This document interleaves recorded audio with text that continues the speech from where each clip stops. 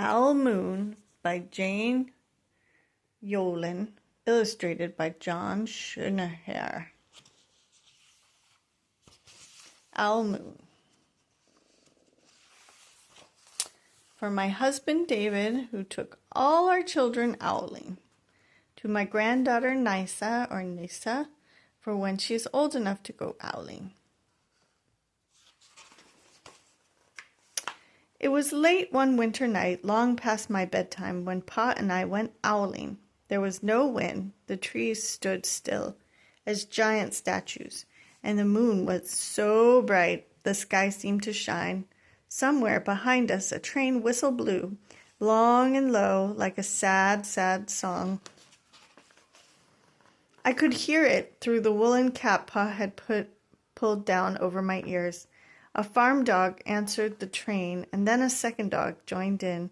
They sang out trains and dogs for a real long time, and when their voices faded away, it was as quiet as a dream.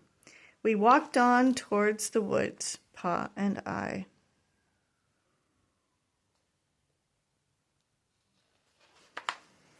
Our feet crunched over the crisp snow, and little gray footprints followed us.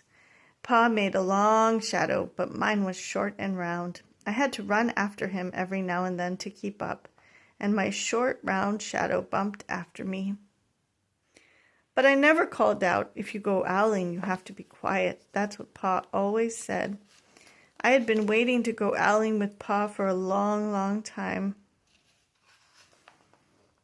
We reached the line of pine trees, black and pointy against the sky, and Pa held up his hand.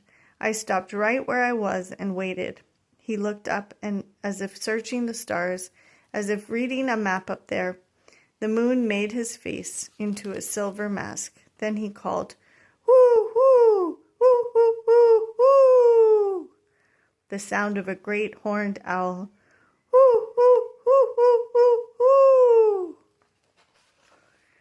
Again he called out, and then again. After each call he was silent, and for a moment we both listened, but there was no answer. Pa shrugged, and I shrugged. I was not disappointed. My brothers all said, "Sometimes there's an owl, and sometimes there isn't."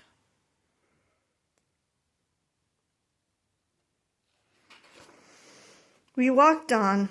I could feel the cold as if someone's icy hand was palmed down on my back, and my nose and the tops of my cheeks felt cold and hot at the same time.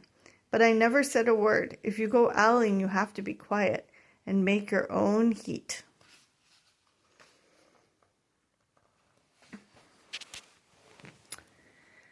We went into the woods. The shadows were the blackest things I'd ever seen. They stained the white snow. My mouth felt furry, for the scarf over it was wet and warm. I didn't ask what kind of things hide behind the black trees. In the middle of the night, when you go owling, you have to be brave.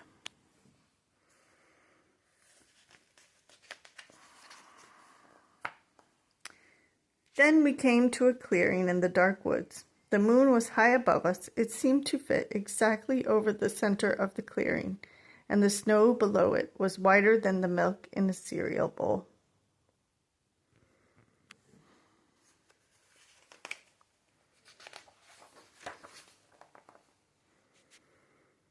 I sighed, and Pa held up his hand at the sound. I put my mittens over the scarf over my mouth and listened hard, and then Pa called, "Whoo, whoo, whoo, whoo, whoo, whoo, whoo, whoo, whoo, whoo, whoo, whoo, whoo." I listened and looked so hard my ears hurt and my eyes got cloudy with the cold. Pa raised his face to call out again, but before he could open his mouth, an echo came threading its way through the trees. "Woo, woo, woo, woo, woo, woo." Pa almost smiled. Then he called back, "Woo, woo, woo, woo, woo, woo," just as if he and the owl were talking about supper or about the woods or the moon or the cold. I took my mitten off the scarf, off my mouth, and I almost smiled too.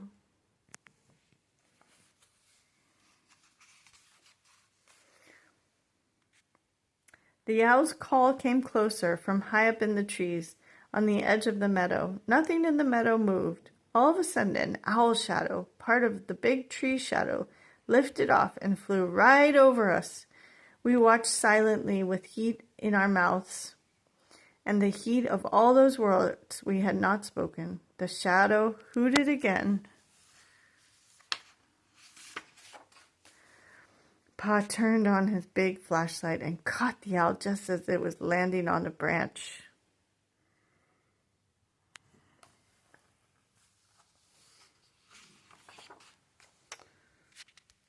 For 1 minute, 3 minutes, maybe even 100 minutes, we stared at one another.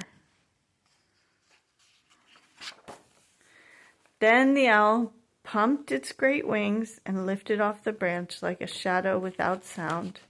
It flew back into the forest. Time to go home, Pa said to me. I knew then I could talk. I could even laugh out loud, but I was a shadow as we walked home.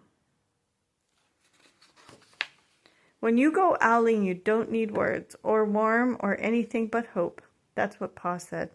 The kind of hope that flies on silent wings under a shiny owl moon. The end. This book was awarded the 1988 Caldecott Medal called Owl Moon.